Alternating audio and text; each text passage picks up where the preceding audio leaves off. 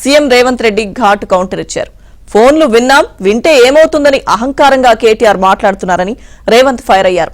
త్వరలో కేటీఆర్ చెర్లపల్లి చిప్పకూడు తినడం ఖాయమన్నారు. తాగుబోతు మాట్లాడినట్లు కేటీఆర్ మాట్లాడుతున్నారని రేవంత్ ఫైర్ అయ్యారు. 10 లక్షల ఫోన్లు ట్యాప్ చేసిండు కేసీఆర్.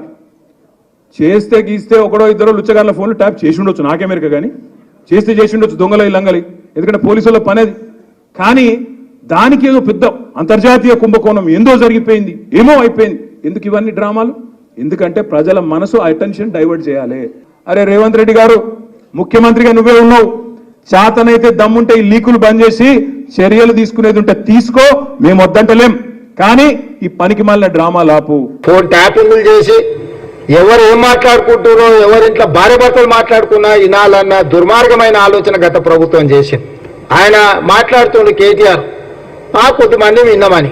ఏం పనే మంది సంసారాలలో ఏలు పెట్టి చూసే పని మీకు? ఎవరన్నా సిగ్గునోడు అట్లా మాట్లాడతాడా? ఇంటే విన్నాం కొంతమంది ఫోన్లు, ఇంటే ఏమవుతుందట? ఎవరన్నా ఇట్లా భర్త ఎవడన్నా మాట్లాడతాడా? ఇంటే ఏమవుతుంది? అదే అవుతుంది. చెర్లపల్లిలో చిప్పకూడు తినాల్సి వస్తుంది. ఇప్పుడు వాళ్ళు చెప్పినట్టున్న అధికారులు ఈరోజు ఊచలు లెక్క పెడుతున్నారు.